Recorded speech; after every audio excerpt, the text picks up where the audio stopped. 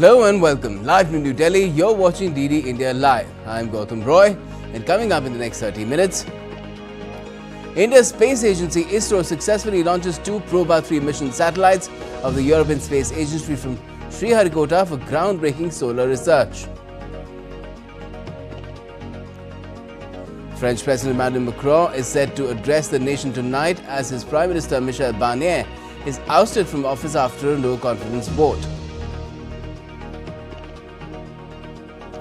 Bhutanese King Jigme Khesar Namgyel Wangchuck meets Prime Minister Narendra Modi in New Delhi during his two-day India visit.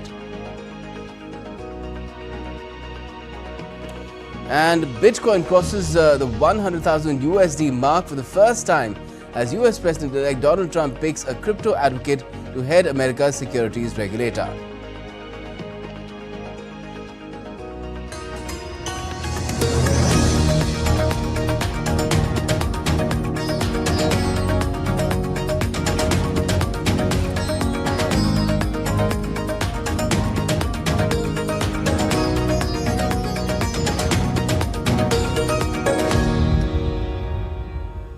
Well, first up, the Indian Space Research Organisation, or ISRO, has successfully launched Europe's Proba-3 satellites into the Earth's orbit. This groundbreaking mission is a collaboration between ISRO and the European Space Agency. The mission aims to demonstrate advanced formation flying technology with two satellites, the Chronograph spacecraft and the Occulta spacecraft. These satellites will work in tandem to create artificial solar eclipses, allowing scientists to study the sun's corona without interference from its bright disk. The Proba-3 mission is a significant collaboration marking the first satellite launch between the two agencies since 2001. The PSLV C-59 Proba-3 mission is successfully accomplished. The spacecraft has been placed in the right orbit, which is a very highly elliptical orbit of almost 600 km perigee. That's the closest point to Earth, and 60,000 kilometers at its apogee, the farthest point, and an inclination of 59 degrees. It has been precisely achieved by PSLV in its 61st mission. So congratulations to the entire PSLV project team as well as for Proba team. And we wish all the very best to Proba for their further operations and achieving the mission goals. Congratulations to both the teams. And let me take you across to DD India's Anvarasan for more on this from Sriharikota in Andhra Pradesh. Anvarasan, how was the big moment at Sriharikota when that launch was declared successful? And tell us, this was the 61st launch of the PSLV, so it really does establish the PSLV as a reliable carrier of different sort of launch missions for India. Yeah, successfully that PSLV 61st mission and also the 21st PSLV XL format. So it established that PSLV it's a kind of successful launcher and also attracting and collaborated between various space agencies of various countries. And this launch also significantly after launching the 18th minutes where the Proba-3 mission satellites are separated. The scientists here and everybody is very happy that because yesterday it's deferred today. They actually they found some anomaly and they detected earlier just for the 50 minutes before the launch, and now they launched it very successfully. They are very happy, and particularly the European Space Agency, because it's a collaboration between the New India Space Limited, it's a commercial wing of Indian Space Research Organization, and also the European, and we have around 2 decades of the relationship and collaboration between this Proba mission. The first launch on 2001, the Proba-1, and also the Proba-2 on 2009 and the Proba-3 mission today, and successfully launched. And this is also a very important significant one because we are already launched in 2023 the Aditya L1, also solar mission. So launching this will be having an interaction and also knowledge share of various, particularly this satellite also can make a on-demand solar eclipse. So the Proba mission may create a more connection, so they can research on particularly the sun's corona. So it's a kind of a successful story, and PSLV it's a 61st mission, so we can say that with a proud that it's a successfully carrying, and also it's a kind of a low cost vehicle. We launched it, and still European Space Agency having a larger and also smaller vehicle.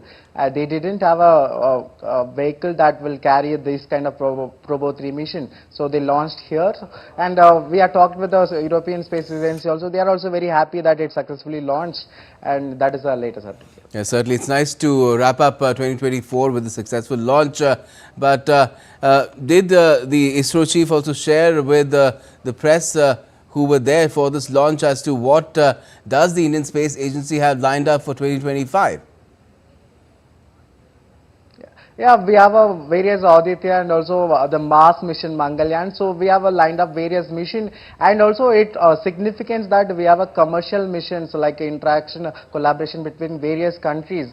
So successfully launching this Proba-3 mission, also enhancing or making other countries to attract and launching via ISRO.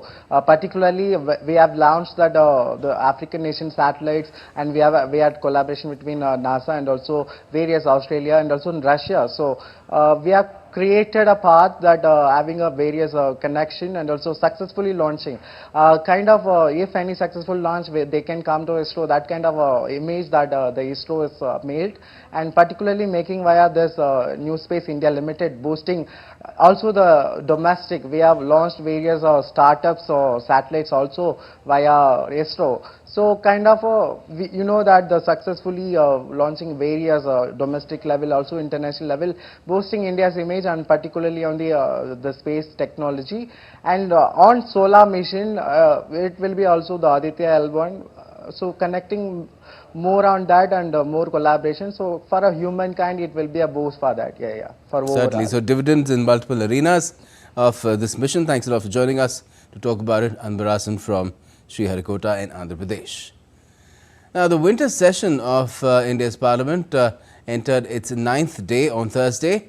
In the upper house, that's the Rajya Sabha, External Affairs Minister Dr. S. Jaishankar, replying to a question, clarified the stand of the government on issues related to Israel and Palestine. The External Affairs Minister said that India gives importance to relations with Palestine and supports its status as a separate nation. He detailed India's support to Palestine and aids and grants given for the welfare of its people. India has given assistance to the people of Palestine at this particular time. I would like, sir, through you to bring to the notice of the House that we make an annual contribution of $5 million to the UNRWA, which is the main assistance providing agency. This amount traditionally used to be $1 million. So during the time of under the decision taken by this government, it was raised from $1 million to $5 million. And India's Commerce and Industry Minister Piyush Goyal addressed the ASSOCHAM Bharat at 100 Summit in New Delhi on Thursday. The theme of the summit was Fueling Bharat's Global Rise, aligned with the vision of Atmanirbhar Bharat and driving the Make in India for the World campaign. The minister highlighted the importance of MSMEs in supporting large industries and emphasized the government's efforts to simplify processes and promote the ease of doing business for these small and medium-scale enterprises. The country is evolving itself as we move along to try and make it easier to do business, try and simplify processes, reduce compliance burden, decriminalize the laws. All of these will be enablers which will help not only the MSMEs but all of us. And at the end of the day, as we do steps towards ease of doing business, those steps automatically lead to ease of living for all of us. And Russian President Vladimir Putin has once again underlined how initiatives like Make in India have helped the country make a huge progress in recent years. He made these remarks during an interaction with Russia Calling Investment Forum in Moscow. Putin lauded the Indian government and its efforts in creating stable conditions for small and medium-sized enterprises. He also highlighted the economic initiatives spearheaded by Prime Minister Modi with a special focus on the Make in India program. Prime Minister Modi has a similar program, Make in India, and this is a very similar program to ours, and we would be ready to place our manufacturing sites in India. Also, the biggest investment in the Indian economy to the tune of $20 billion by Rosneft happened not long ago, and the Prime Minister of India and the government of India have been creating stable conditions. And this is because the Indian leadership has been pursuing India comes first policy, and we believe that investments in India are profitable. And returning to the event at home, that is Bharat at 100 event, India's External Affairs Minister said that US President-elect Donald Trump has a positive political view of India and that would likely continue in his second term as well. We'll have to work out also a political equation with America. And that, I think, is one area where we score because, we've always had a positive political relationship with Trump, and, I would say this, Trump has always had also a positive political view of India. It will not automatically translate into every transaction. Like everybody else, we may also have some issues. We will deal with those issues. But I would say, when I look around the world today, there are countries who actually have, political, they are looking at the Trump 2.0 as a political challenge. We are not. And I think that separates us from a very large number of countries. So we are in a much more advantageous position to translate 2.0 into a deeper relationship. Now, Bhutan King Jigme Khesar Namgyel Wangchuck is in New Delhi on a two-day visit. The king met Prime Minister Modi on Thursday. The PM took to social media and said that he was delighted to welcome the King and Queen of Bhutan to India. Prime Minister Modi said that India remains committed to advancing the unique and enduring partnership between India and Bhutan. And later in the day, India's External Affairs Minister Dr. Jaishankar also called on the Bhutanese king. Both the leaders discussed the steady progress that India-Bhutan partnership has been making. He said that he values Bhutanese king's guidance for India-Bhutan's future growth. He also assured India's full support for the development goals of Bhutan. Kuwait's foreign minister has called India a very important partner and praised Prime Minister Modi, saying that the West Asian nation believes the Indian leader is one of the wisest persons in the world. Abdullah Ali Al Yahya is in India in an official visit that aims to strengthen the multifaceted relationship between the two countries. And still to come on this edition of DD India Live. Impeachment looms for South Korean President Yoon after his botched bid to impose martial law in the nation.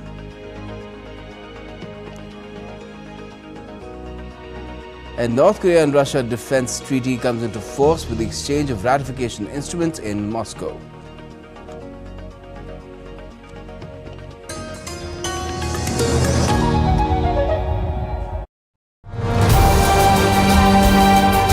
We have with us Mr. Philippe Noyes from Australia. So when we talk about, first of all, the award, because you've been sharing a lot of stories about Satyajit Ray and what kind of inspiration you drew from the legend. Satyajit Ray taught us to look for the heart, to make stories from the heart, to be small in scope but big in heart.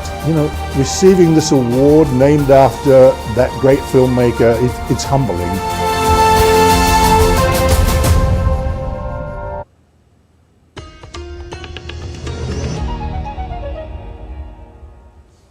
Welcome back. You're watching DD India Live. I'm Gautam Roy. French Prime Minister Michel Barnier arrived at the Élysée Presidential Palace, where he is expected to hand in his resignation on Thursday, after far-right and leftist lawmakers voted to topple his government, plunging the Eurozone's second-largest economy deeper into political crisis. Last night, French Prime Minister Barnier said that the no-confidence vote will make everything more difficult and that France's deficit problem will come back to haunt a future government. Barnier, a veteran politician who was formerly the European Union's Brexit negotiator, will be the shortest-serving Prime Minister in modern French history after he hands in his resignation. And French President Emmanuel Macron will address the nation on Thursday night, a day after Prime Minister Barnier was ousted in a no-confidence vote. Names for a new Prime Minister were swirling before Barnier even tendered his resignation, including Defence Minister Sébastien Lecornu, Interior Minister Bruno Retailleau, and centrist former presidential candidate François Bayrou. It has been a busy week in Europe with chaos in France, where the Prime Minister is set to resign today after losing a confidence vote. For more on this, we are joined by DW's Vada Imran from Berlin. Hi Vada, now what kind of a wider impact can be expected from this French government's collapse? Well, yesterday, the French government, in a surprising alliance between political parties belonging to the far right and the left, voted to end the pro-Macron government, really showing how deeply in crisis France is right now. But this was widely expected, so there are no surprises there. An economist at Dutch banking firm ING said this will weigh down on businesses and consumer confidence across Europe. Finding a new prime minister is French President Emmanuel Macron's latest task. Macron is also set to address the nation today. Chief of the European Central Bank, Christine Lagarde, said that the Eurozone economic growth is expected to be weaker in the coming months, and the euro declined a little bit earlier today. Global markets are reacting to the news that Bitcoin is surging above $100,000 for the first time ever, as Donald Trump looks poised to cement crypto's place in U.S. financial markets when he's president in January 2025. And that's all from here today. Thank you, Vada, for that update. Now, South Korea's parliament on Thursday formally introduced a motion to impeach President Yoon Suk-yeol, setting the stage for a historic vote which could oust him following the failure of his short-lived attempt to declare martial law. Yoon's declaration of martial law late on Tuesday attempted to ban political activity and censor the media in South Korea. The shock move divided Yoon's ministers and unleashed 6 hours of political chaos. The impeachment motion against Yoon was reported to a plenary session that opened shortly after midnight in the early hours of Thursday morning. Following the introduction of the motion, a vote on impeachment must be held within 24 to 72 hours. Meanwhile, South Korean prosecutors have opened an investigation into President Yeol, his interior minister and the now former defense minister over their roles in an attempt to impose martial law. Kim Yong-yoon, who resigned as South Korean defense minister over his involvement in martial law order, also faces a travel ban as prosecutors investigate. The other two do not face such bans. And demonstrators have been calling for South Korean President Yoon to be impeached outside Parliament building. Yoon's declaration of martial law has sparked outrage in the streets and concern among its international allies, with people also seeking his resignation. In fact, protesters gathered in front of South Korea's National Assembly as well on Thursday, as opposition lawmakers said they would vote this weekend to impeach President Yoon for his attempt to impose martial law. Yoon's declaration of martial law late on Tuesday sought to consolidate power, ban political activity and censor the media. It sparked outrage in the streets and concern among South Korea's international allies. Lawmakers of the opposition Democratic Party planned to seek a vote in Parliament to impeach President Yoon on the 7th of December. Meanwhile, South Korea's Defense Minister Kim Yong-hyun has also resigned on Thursday after the turmoil. North Korea defense and Russian defense treaty signed by Kim Jong-un and Vladimir Putin in June came into force on Wednesday with the exchange of ratification instruments in Moscow. The Comprehensive Strategic Partnership Treaty binds the two nations to provide military aid without delay if either is attacked and to jointly resist Western sanctions. Amid allegations from the US and South Korea that North Korea has sent over 10,000 soldiers to aid Russia and Ukraine, both nations face heavy UN sanctions. Putin praised the agreement as a breakthrough, while Kim reaffirmed unwavering support for Russia's sovereignty. Now, oil prices were up slightly on Thursday ahead of an OPEC Plus meeting later in the day. Investors were seen waiting to see what the producers group would do next on supply cuts, while also monitoring geopolitical tensions in the Middle East or West Asia. The OPEC Plus has been looking to phase out supply cuts through next year, but has so far delayed taking action due to weaker than expected global demand, especially from China. Airbus announced over 2,000 job cuts in its defense and space division, a dramatic restructuring aimed at countering fierce competition from the US satellite sector. More than half of the 2,043 positions, including 1,128 in space systems, will be eliminated, targeting management and overhead roles. This follows 1.5 billion euros in satellite write-downs, driven by losses on its OneSat program and the rise of low-cost rivals like Elon Musk's Starlink. Germany faces the heaviest toll with 689 cuts, followed by France, Britain and Spain. Airbus says no compulsory layoffs will occur as it flights to reimposition of Europe's space industry. These cuts, part of Project Proton, mark a critical step in reshaping Europe's aerospace powerhouse for survival. Now, Bitcoin rose above $100,000 for the first time on Thursday as the election of Republican Donald Trump as President of the United States spurred expectations that his administration will create a friendly regulatory environment for cryptocurrencies. Trump on Wednesday said he would nominate lawyer Paul Atkins to run the Securities and Exchange Commission, which would be a relief for Wall Street and the crypto industry. Bitcoin has more than doubled in value this year and is up about 45% in the 4 weeks since Trump's sweeping election victory. More than 16 years after its creation, Bitcoin appears on the cusp of mainstream acceptance. Sports now, and Indian chess grandmaster D. Gukesh and reigning champion Ding Liren are facing each other once again in the 9th game of the World Chess Championship 2024 on Thursday in Singapore. Game 8 saw a 5th consecutive draw between both the challengers, where the game ended in a draw after 51 moves. The 14-round match saw its 6th draw. The Liren secured victory in the opening game, while the 18-year-old Gukesh claimed the 3rd game. Their scores are now level at 4-4 with 6 games to go. The first player to reach 7.5 points will win the title. The 10th Asia Pacific Deaf Games 2024 are being held in Malaysia, where Indian athletes are showcasing strong performances. In athletics, in the women's long jump, Samiha Barwin Mujib won a silver medal with a jump of 5.38 meters. In the men's discus throw, Balram secured the silver medal, with Jaspal Singh winning the bronze. In the 100 meters race, Priyang Parmaraj won the silver medal and Sanya Dongre clinched the bronze. The performances of the deaf athletes are becoming increasingly remarkable, and medals are continuously being added into India's tally. Amnesty International and Human Rights Watch have reiterated calls for FIFA to halt the process to decide the 2034 World Cup hosts amid concerns about sole bidder Saudi Arabia's human rights record. Last week, FIFA released an evaluation report which gave the Saudi bid an overall average score of 4.2 out of 5, which is higher than the 4 awarded to 2026 bid from the US, Canada and Mexico. But here the human rights group was deemed at a medium risk. The Human Rights Watch report released on Wednesday found 884 Bangladeshi workers having died in Saudi Arabia during the first 6 months of 2024 alone.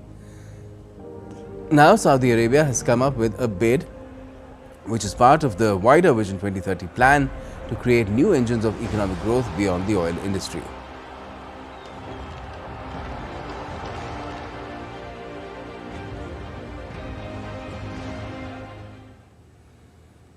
Crowds gathered to celebrate the lighting of the Rockefeller Center Christmas tree in New York City, dazzling with over 50,000 multicolored LED lights.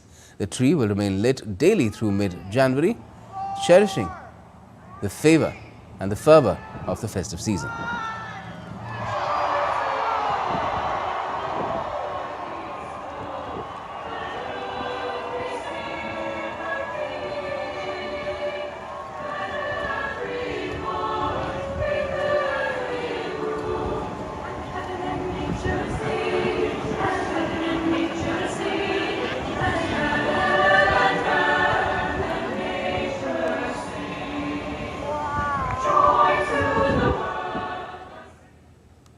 India's public broadcaster Prasar Bharati has recently launched Waves, entering the field of OTT platforms.